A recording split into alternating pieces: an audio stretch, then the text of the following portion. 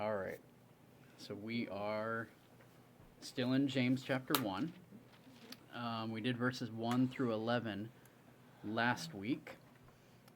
And if we could give a topic to last week. Count it joy when we hit trials because God uses those trials to grow us. Ask God for godly wisdom and stay humble. Don't put your faith in earthly riches. Um, if you've read James at all before, I'm seeing a pattern this time. This is probably the fourth or fifth time that I've taught through James, and I'm seeing something I didn't see before. Um, he gives basically a command, and then a verse or two of support for that command, and then he gives us another command, and then a verse or two of support. Right, because he opens with, "I am James, writing to the 12 Jewish tribes who have been spread out over the world. Count it joy when you meet trials, because if you lack wisdom, ask God, and ask in this way, and don't doubt." I know it because I went through that Bible study. Stay humble, and he gives support for it, right? And I looked, and through the entire book, he gives almost 100 of those. Hey, this is what you should or shouldn't do. Here's a little bit of support for why, and then he gives you another instruction. It's very down to earth, very practical. So this morning we're going to pick up in verse 12. And another pattern you might see if you read through James a couple times over the next few months is that he'll hit a topic, trials and tribulation, and then he'll kind of circle back and expand on that topic or kind of instruct about it from a different angle. So that's where he begins in verse 12. James chapter 1 verse 12 says, "Blessed is the man who remains steadfast under trial, for when he has stood the test, he will receive the crown of life, which God has promised to those who love him." Now, he told us at the beginning to consider it joy when we face tests, when we face trials, right? Because what would those trials produce? Stronger faith, endurance, steadfastness, right? And then he said, and let that endurance or that ability to stay strong run its full course or develop fully so that you may be what? Joyous.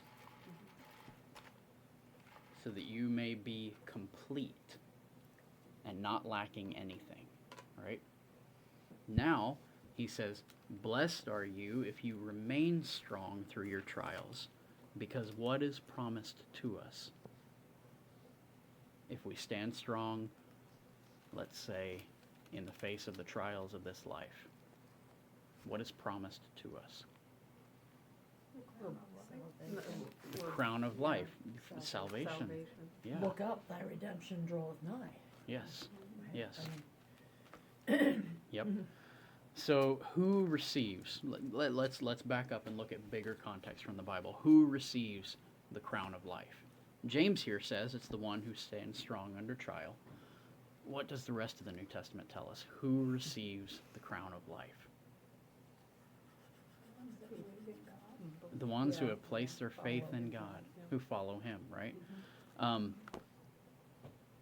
may be skipping ahead of myself, but is belief in the existence of God enough? No. It's not, right? Biblical belief is not just a verbal or even mental acknowledgement that something is real, right? Children, before they're the age where they learn differently, they'll give verbal belief in Santa Claus, right? And they'll even follow it up with action sometimes because we tell them they should. Some of us tell them they should. They write letters to Santa, right? But eventually, we all learn that, Santa's not one to put belief in. But there's kind of that verbal acknowledgement from a kid. Yeah, Santa's real. And then they live the rest of their life through the year pretty much like any kid does. Biblical belief denotes action, right? James will tell us later, even the demons believe in God, but they shudder, right? We don't shudder when we think of God. We're supposed to have a healthy fear, and depending on our actions, there may be times where it's appropriate for us to kind of shudder down, right? But we seek God for his forgiveness because he's called us to follow him, right? My belief in God dictates the course of my entire life. Every decision I make, the way I try to raise my girls, the way I lead my family is based on my belief in God. Biblical belief demands action. The crown of life is given to those who believe in God, yes, and have followed him and have sought forgiveness from him and acknowledge that he is the only, right? Do you know what we do when I leave this body behind and I leave this beautiful at times but crazy and messed up at times world behind, and I go and I stand before Jesus? God gives the crown of life, and what do I do with it? And Jesus gives me the crown of life, and what do I do with it then? Do I wear it so that everybody around can see all the jewels in my crown? No, what do I do with it? Place it at his feet. We place it at the feet of God. Because everything that we do for the sake of the kingdom is to bring glory to God, not glory to me. So when we are given that crown of life, whether it's a simple gold band from the thief on the cross who came to belief at the last instant, or whether it's, a crown that's, whether it's a crown that's 3 feet tall and it's got more jewels on it that outweighs my head, they're all to lay at the feet of Christ. Right? They're all to give back for his glory. God has promised the crown to those who love him. And then James takes a different approach. Verse 13. He's been talking about testing and trials, right? Which God sends our way, for sure. Then he starts talking about the next topic, 13. Let no one say when he is tempted, I am being tempted by God. For God cannot be tempted with evil, and he himself tempts no one. Why is it that God cannot tempt someone? Because it's temptation to sin. Because it's temptation to sin, right? The Bible tells us about God that he doesn't want anyone to perish, right? He is also perfect. He is not just loving, he is love. He doesn't just have a just nature, he is justice, right? For God to try and tempt someone to break his law goes against the very character of God. So what does James say? When we're tempted, who should we look to for anger at being tempted?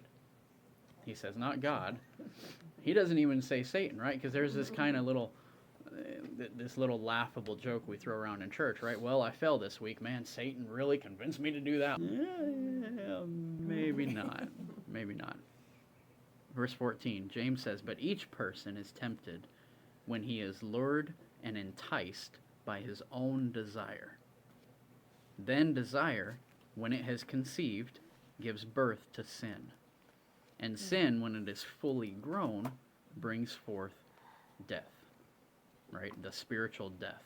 Physical death in the world, because Adam and Eve were going to live forever with God. Then they disobeyed, sin entered, and now physical death entered the world. But also the spiritual death, the separation from God, right? So, when we are tempted, where does it come from? It's from our own sinful desires, right? Right. I need to admit something. I am not great enough that Satan has ever focused his one-track attention on me. I've never experienced that. Okay? Satan came against Jesus. Do you remember when? In the garden, God. Wouldn't it have been in the garden? On the cross. Well, that's when he said, "Thou hast forsaken me." But in the garden, he was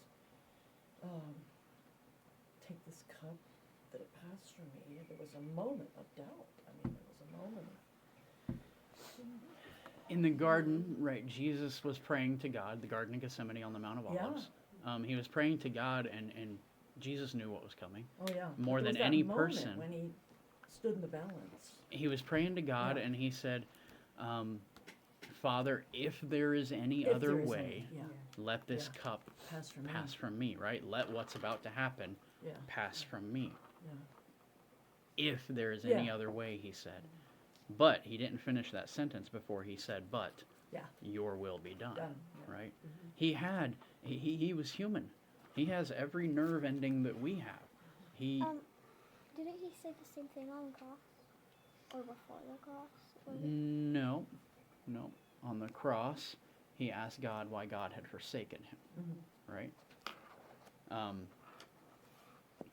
And the soldiers tried to give him a cup or a sponge that had some bitter juice in it that would help him not feel as much pain. But he turned away and didn't let them give him that. Hmm.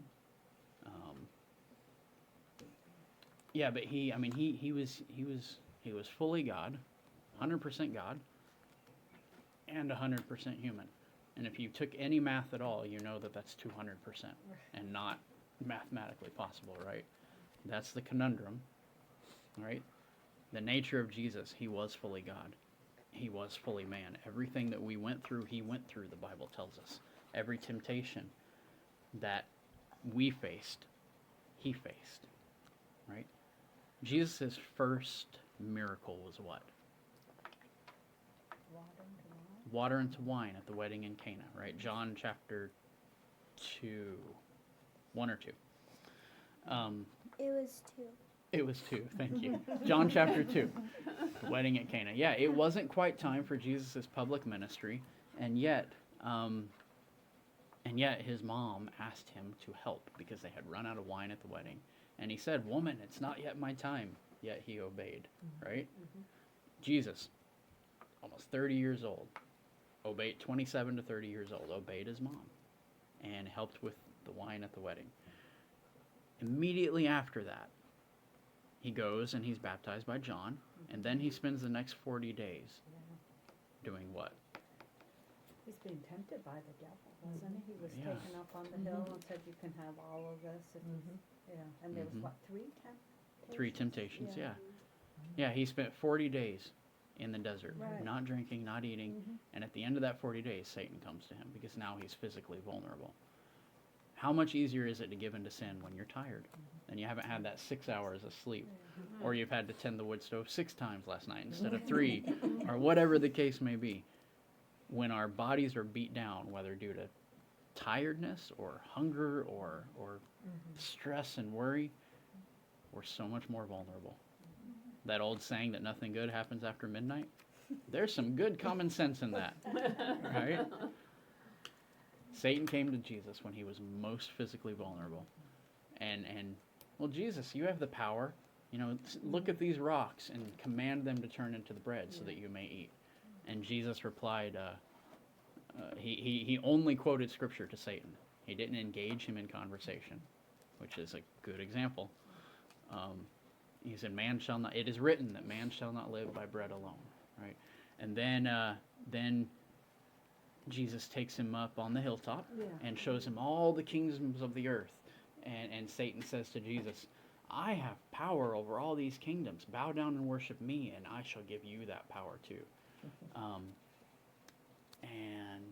And Jesus' reply, I can't remember the verse he quotes that time, but he refutes Satan by pointing out that, yes, you have dominion over this earth, but all the earth belongs to God, right? And then the last temptation, Satan takes Jesus up to the pinnacle of the temple and says, "Jesus, you can command legions. Throw yourself down from here and prove that you are God by having your angels rescue you," right? And Jesus then replies, "It is written that you shall not put the Lord your God to the test," right?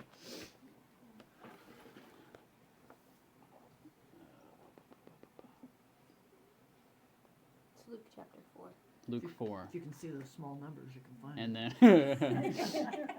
I'm good for now. Yeah, when Jesus, when Satan took him up onto the hill and showed him the kingdoms of the earth, Satan said, "To you I will give all this authority and their glory, for it has been delivered to me, and I will give it to whom I will. If you then will worship me, it will be yours." And Jesus answered and said, "It is written, you shall worship the Lord your God, and him only shall you serve." So, when Jesus went through the temptations, he was tempted by Satan. Full disclosure, I'm not near as important. Satan hasn't come to tempt me. Okay? But I face all kinds of stinking temptations because of my own nature and my own desires. Right? James gives us a very clear path here. Every one of us faces temptation. The temptations that I'm vulnerable to are not the same ones that you're vulnerable to. Right? Our own minds know what they enjoy and what they would like to do, whether it's to bite back at someone, whether it's to think, as you say, uncharitable thoughts, whether it's to engage in inappropriate behavior, whatever the case may be. Or maybe it's just to sit back and not do anything. Because James says that even not doing what is right is a sin. Sin of omission. Sin of omission, right? Regardless, what happens when those desires come, those temptations come, and then we indulge them? This is the very definition of sin, right?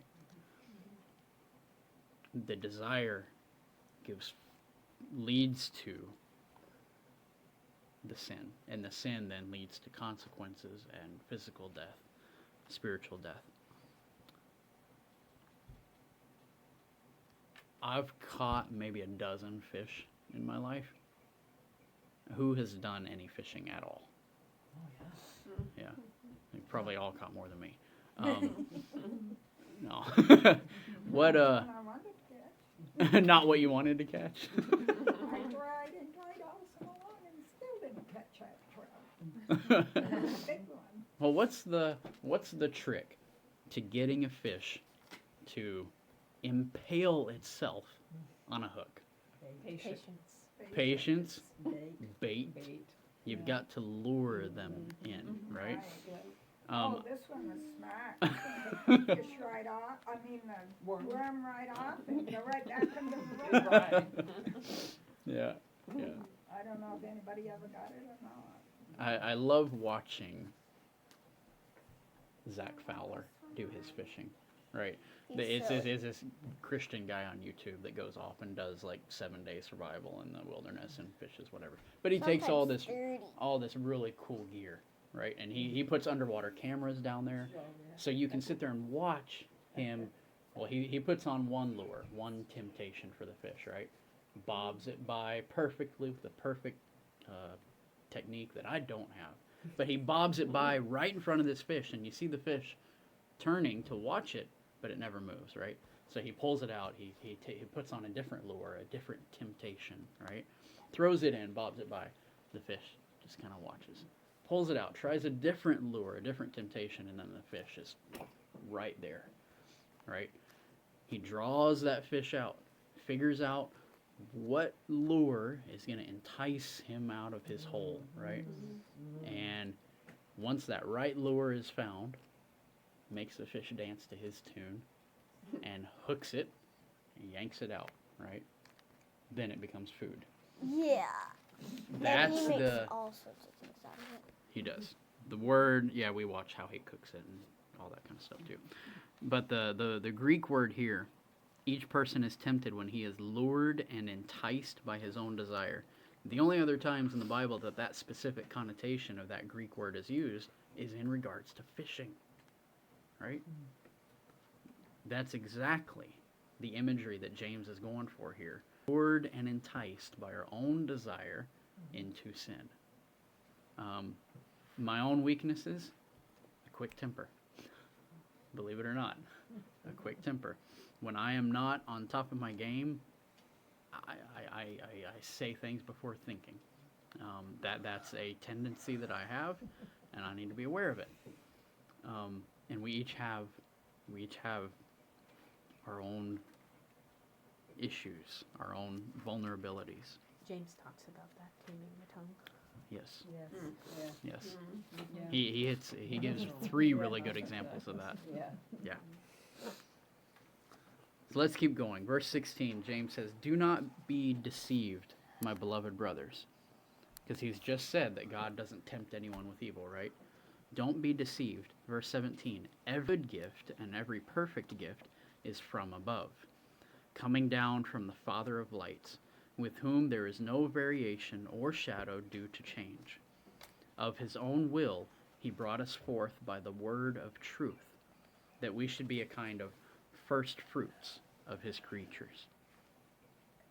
James encourages them, don't be deceived. God does not give you evil things. He does not tempt you with evil. Every good and perfect gift is what comes from God.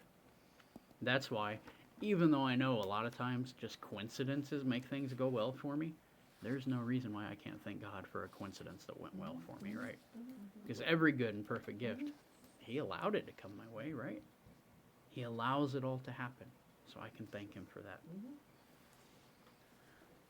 James continues, and he starts speaking of speech. "Know this, my beloved brothers," verse 19. "Let every person be quick to hear, slow to speak, slow to anger. For the anger of man does not produce the righteousness of God." The old saying of, you've got 2 ears and 1 mouth, so listen at least twice as much as you speak. A lot of times people just need you to lend an ear. And yeah, the quick temper, quick to anger, quick to speak, slow to hear. That's the opposite of what James encourages here, right? And his reason for saying that is because man's anger usually doesn't produce God's righteousness. Think about that. If I am angry, what is the likely result? Yeah, something bad. Is the anger a sin? No. No? Yeah? It's definitely separation. Yeah. It's definitely Yeah. separation because we've asserted that God is love. And Corinthians teaches that in love there's no room for anger. There's no room for hatred. Hatred. But I mean, it kind of is what anger is, the homeopathic dose of hatred. Is God ever angry? Yes. Yes. There's parts in the Bible that say that God's angry. Does God ever hate? No, He Yes. does. he does. Yeah. What does he hate? Sin. So, Sin. I don't think it's the anger, the internal feeling of anger that is the sin. I think it's the reaction that might come from the anger that is sin. Yes. What it triggers, you mean. Huh? What it triggers. Yeah. Yeah. Because if I go on a 911 call and I'll walk into this house where, you know, an adult has called for help, Yeah. and I walk in and I see kids on that side of the room Yeah. who have been neglected and beat, you know, and I'm going into this adult who's just OD'd and needs someone to breathe for them until they wake up from their self-inflicted stuff. I'm going to be angry. That's righteous anger. I mean, I remember learning, and I don't know if it's in the scripture, if it's just something that was taught, that there was a difference between righteous anger and anger. Yeah, I mean, I remember Reverend Milling talking about that, righteous anger versus just plain ugly anger. Mm-hmm. Yeah, I mean, that really is righteous anger. Yeah, there's Yeah. nothing wrong Yeah. with, I mean, that's Yeah. built into us, that when we see something wrong, Oh, yeah. we're going to be angry, especially when someone has been hurt. Well, vulnerable. God put that into us. It's part of us, right? But it's what I do with it, right? Let's go back to what James is talking about. He's hitting on temptation, right? Is it wrong to be tempted? just long you don't follow through. Right, it's when you give into it, right? Jesus was tempted We know he didn't sin, right? Because he didn't give in to any of it.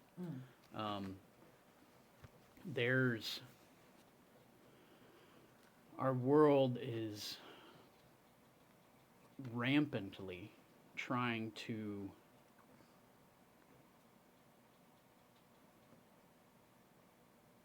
twist the views of physical relationships between people, right? We've always understood that between man and woman is how it was designed. Biologically, that makes sense. Morally, that makes sense. Everything points towards that's the way it was made, right? And the world is trying to twist that now. There are some people, due to previous forays into sin, that can begin to be tempted by improper desires. I don't want to be too graphic, but does everyone understand? Yeah. Between male and female is how it's designed. Anything other than that, the temptation can come. When does that person begin to sin? It's when they give in to the temptation, right? It's when they begin dwelling on thinking what they would like to do, because even that is sinful, right? But the act of being tempted by anything, the temptation is not a sin. It's when you give into it, whether physically or just in your mind. Jesus says both are the same.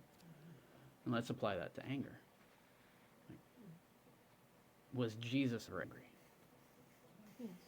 When? He went through the people from the temple. Yeah, he goes into the temple courtyard, and he sees that this courtyard has become a marketplace where they're trying to make money off of offering sacrifices that people can just buy instead of offering and sacrificing from their own, right? He gets angry. What does he do? Throws the things around. He throws things around. He braids a whip and goes in there and chases all the money changers out of the temple, saying, "This is my Father's house," right? The righteous anger. So when I come on a scene like the one I described, a person is OD'd, there's some neglected kids in the corner. What am I supposed to do? Me, I would go for the kids. Yeah. Well, If the person's OD'd, they're on the floor, they're not breathing. In man's anger, right? I'm going to be angry by this situation, right? If I follow through with human anger, well, I'm going to leave them right there. They did this to themselves. I know I have the power to help them, but I'm going to leave them right there. Serves them right. And in from some perspectives of justice, some people would be, serves them right. Is that right? No, it isn't No. right. No. The kids are not going to be harmed by me taking 10 minutes to help this person who needs help. Did they do it to themselves? Yes. As I do more and more calls like this, do I have less and less pity for people like that? Yes. I do. But my reaction to treat them poorly, to be rougher with the IVs, I could do all kinds of things to make it rougher on this person, right? And justify it in my human mind as, well, they deserved it. Maybe they won't do this again if I make it a miserable experience for them, right? That's not right. That's man's anger. I can be angry at this situation and still be courteous. I can be firm. Wish you would stop doing this. I'm here to help you. I'm going to take care of the kids. I need to report and get these kids to better care since you're not caring for them. I can still be loving, right? Loving doesn't always mean gentle. Sometimes love has to be firm. Tough love? What else is God than tough love on us, right? It's how we react with the anger. It's how we react with it. That's why when James here says, the anger of man does not produce the righteousness of God. right? He's referring to that line, right? The anger is not the sin. I'm fully convinced that we're given that sense of anger for a reason, but like everything, we have to use it in ways that glorify God, not in ways that make us feel better. Well, and in your specific example that you gave, you have to think about what you could be condemning that person without giving them a chance Mm-hmm. to see they're wrong. Mm-hmm. And by acting right, you're giving them a chance to change. As a nurse, we would take people at that stage and we would get them better. And then they would make their choices from there. But we would get them to the point that it's back to them. Mm-hmm. And then they make their choices. We open every door possible, but they decide where they're going. Mm-hmm. Yeah, and that's And that's where you take the kids, because the kids aren't given a choice. So you have to give the kids that opportunity. I know it used to make me angry when I'd go to school in Rutland, pick up Kathy, to see how some of the other special needs kids were treated. mm-hmm. Where Kathy come from a very loving home, and she was put first, right? Yeah. And still is, Right? right? It used to make me so angry, because these poor kids, they needed their mother and father, but they're divorced over it because the child wasn't right. Yeah. So I probably sinned a lot, because it used to make me mad. It's what we do with it. Yeah. Yeah. One of the things that Ron taught us, he used to say that the righteous anger spurred us toward, if we observed it and recognized it in ourselves, could spur us toward action, helping. Mm-hmm. Whereas the what you're calling man's anger, he just called anger. Like Teresa said, it doesn't go anywhere good. No, You know, it can certainly spur it's- action, but not what you want. it does not Appropriate. produce righteousness. It doesn't produce the action Yeah. that we want, right? Yeah. Right. Yeah.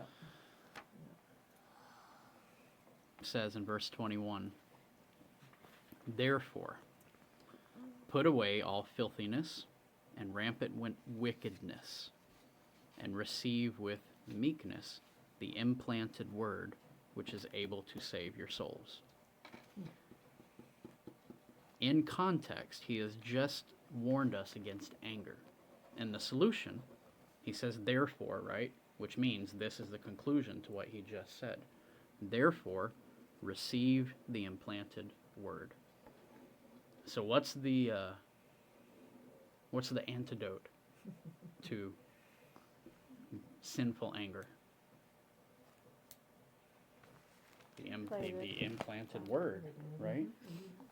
And in my own experience, yes, I can vouch that's not just words.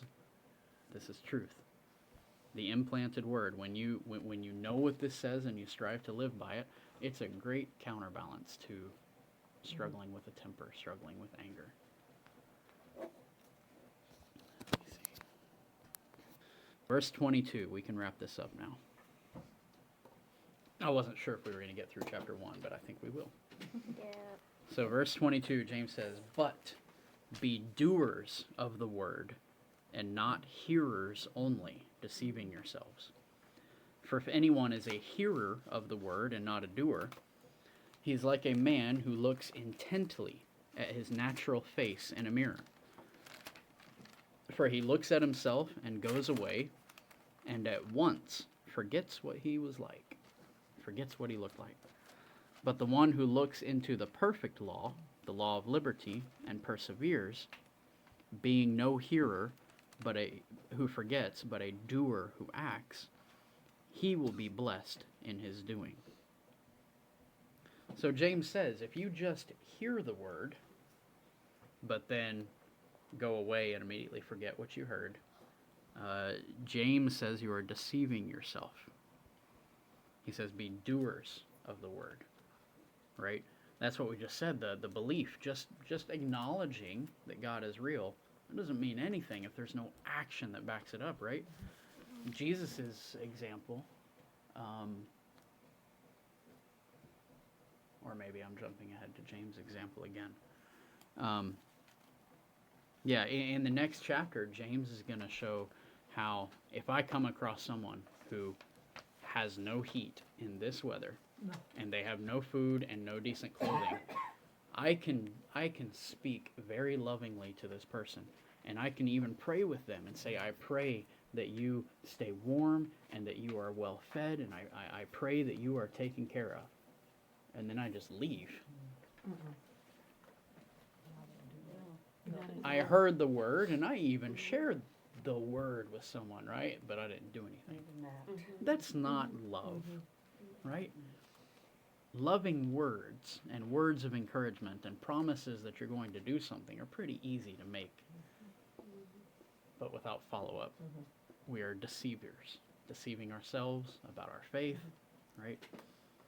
James says, be a doer. He also says that when you say yes, it's yes, and when you say no, it's no.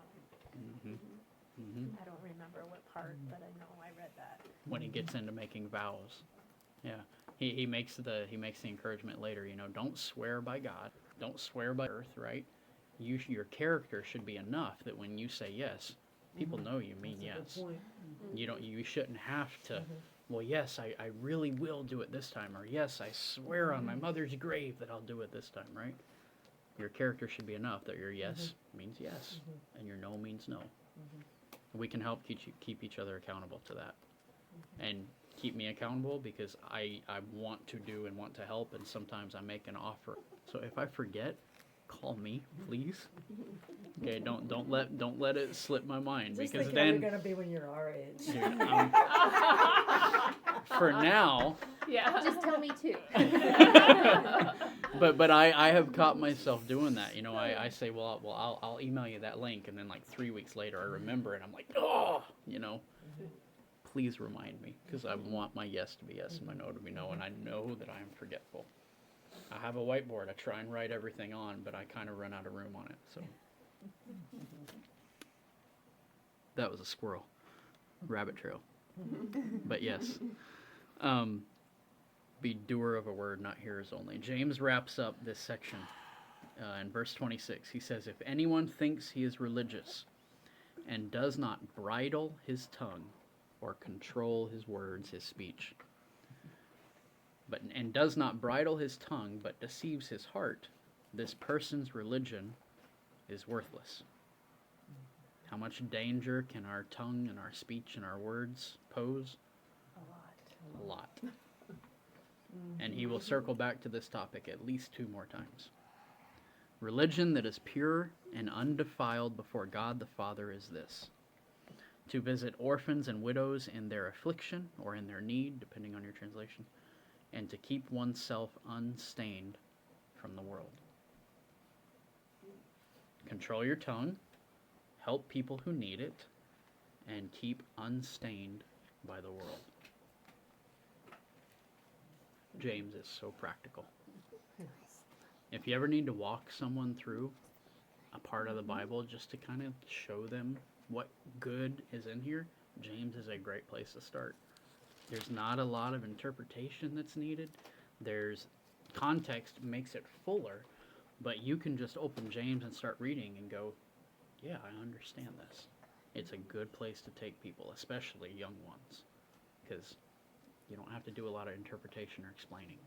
You just read and it makes sense. So we'll keep going. Next week, we'll jump into chapter 2. Favoritism and faith without works. We'll aim for all of chapter 2 next week. I don't always hit the target I aim at, but that is my aim. Well, not always. You got a pretty rowdy bunch with us.